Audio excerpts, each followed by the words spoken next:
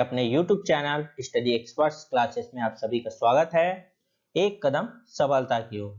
जिन्होंने हमारा चैनल अभी तक सब्सक्राइब नहीं किए हैं, प्लीज हमारे चैनल को सब्सक्राइब कर लें और बेल आइकन की घंटी जरूर प्रेस करें ताकि आने वाले वीडियो के नोटिफिकेशन सबसे पहले आपको मिले। दोस्तों, अब आप हमारे साथ फेसबुक, यूट्यूब, टेलीग्राम, इंस्टामोजो में भी जुड़ सकते हैं। वहां जाकर स्टडी एक्सपर्ट्स क्लासेस सर्च करके हमसे जुड़ सकते हैं।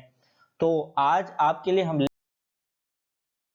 आए हैं दोस्तों भारत के भूगोल से अक्षांश और देशांतर रेखाओं के बारे में। अक्षांश और देशांतर रेखाओं के बारे में साथ साथ आप ये भी सीखेंगे अंतरराष्ट्रीय तिथि के बारे में। तो एक एक करके सभी क्वेश्चन को देखेंगे हम इस भारत के भूगोल से। तो पहला जो क्वेश्चन है, भूमध्य रेखा से उत्तर या दक्षिण किसी दिए गए स्थान को कोणीय दूरी क्या कहलाती है? तो अक्षांश कहलाती है। क्या कहलाती है? अक्षांश कहलाती है। फिर देखते हैं कौन सा वृहद वृत्त मतलब ग्रेट सर्कल का उदाहरण है? तो भूमध्य रेखा जो है वृहद वृत्त यानी कि ग्रेट सर्कल का एक उदाहरण है। फिर देखते हैं tropic of cancer. Tropic of cancer क्या है? तो ट्रॉपिक ऑफ कैंसर जो है वो 23.5 डिग्री उत्तरी अक्षांश रेखा है। उसको हम लोग क्या बोलते हैं? ट्रॉपिक ऑफ कैंसर के नाम से जाना जाता है। दोस्तों ध्यान रखिए, ये बहुत सारे एग्जाम में पूछा जा चुका है। एसएससी, आरआरबी और एनसीएल और बहुत सारे एग्जाम में ये क्वेश्चन जो है देखने को मिला है। फिर देखते हैं ध्रुवों की तरफ जाने पर अक्षांश रेखाओं का व्यास की प्रकृति कैसी होती है? जो व्यास की प्रकृति है ध्रुवों की तरफ जाने पर क्या होता है? ये घटता है। अगर ध्रुवों के विपरीत में जाएंगे, हम लोग विपरीत दिशा में जाएंगे, अगर ध्रुवों की तरफ जा रहे हैं तो क्या करेगा? ये घटेगा। अगर विपरीत दिशा में जाएंगे तो क्या करेगा? ये बढ़ेगा। फिर देखते हैं 1 डिग्री देशांतर की सर्वाधिक दूरी कहां पर होगी? तो 1 डिग्री जो देशांतर की सर्वाधिक दूरी जो है विषुवत रेखा पर होती है। ध्यान रखिएगा, विषुवत रेखा पर होती है। फिर देखते हैं कुल अक्षांशों की संख्या कितनी है? तो अक्षांश जो हमारे पृथ्वी पर है, जो अक्षांशों की जो संख्या है वो कितनी है? 180 है। अगर हम लोग देशांतर की बात करेंगे तो देशांतर की जो संख्या है वो कितनी है? 360 होगी। फिर देखते हैं विषुवत रेखा के समांतर कल्पित रेखाएं क्या कहलाती है? जो विषुवत रेखा के जो समांतर जो कल्पित रेखाएं होंगी उसको बोलेंगे हम लोग अक्षांश रेखाएं कहेंगे। फिर देखते हैं दक्षिण अक्षांश को कहते हैं। तो दक्षिण अक्षांश किसको कहते हैं? अंटार्कटिक वृत्त को दक्षिण अक्षांश कहा जाता है। फिर देखेंगे दोनों ध्रुवों को जोड़ने वाली वह काल्पनिक रेखा जो भूमध्य रेखा को समकोण पर प्रतिच्छेद करती है। मतलब क्या है? 90 अंश का कोण बनाएगी। अगर ये रेखा है इस रेखा पे काटेगी और यहाँ पे ये 90 अंश का कोण बनाती है तो वो क्या कहलाती है? देशांतर रेखा कहलाती है। फिर देखेंगे दो देशांतर रेखाओं के बीच की दूरी किस नाम से जानी जाती है? तो दो देशांतर रेखा मतलब एक देशांतर रेखा एक और ये दूसरी देशांतर रेखा, और इन दोनों के बीच की दूरी को क्या बोलेंगे? ये दोनों के बीच की दूरी को क्या बोलेंगे? गोरे कहा जाएगा।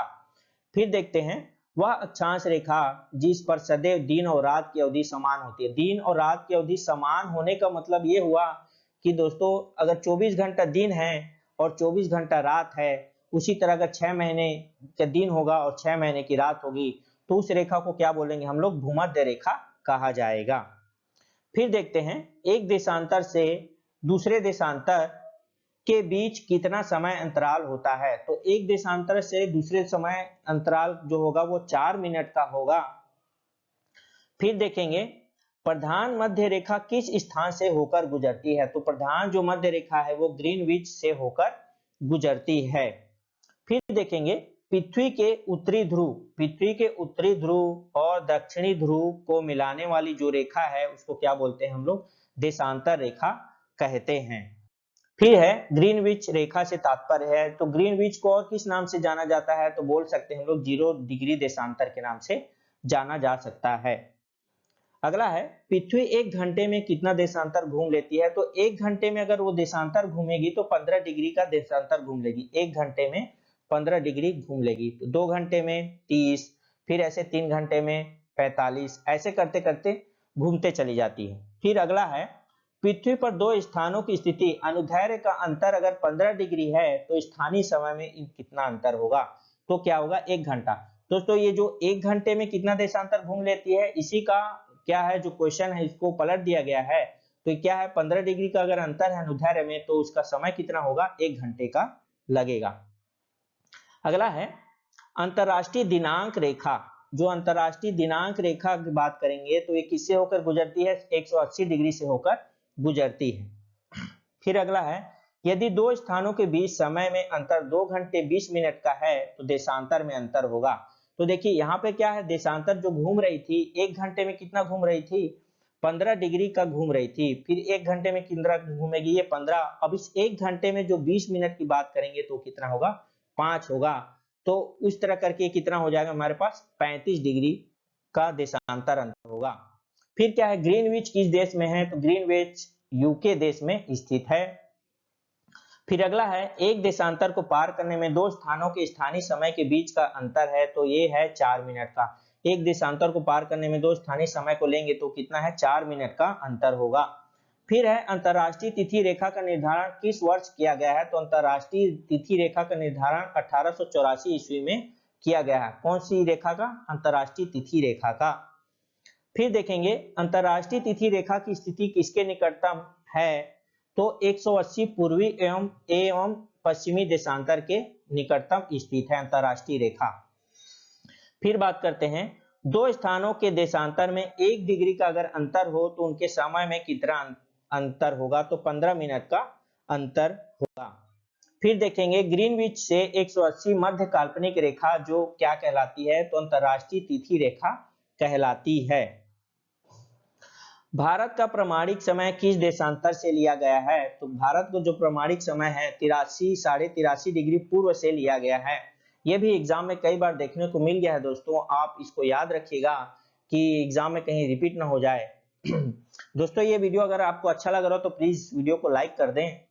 अगला देखते हैं भारत का प्रमाणिक समय किस स्थान से निश्चित किया गया है, तो जो भारत का जो प्रमाणिक समय है वो कहां से लिया गया है, इलाहाबाद से लिया गया है। इलाहाबाद में किस जगह से, तो नैनी एक जगह है वहां से लिया गया है।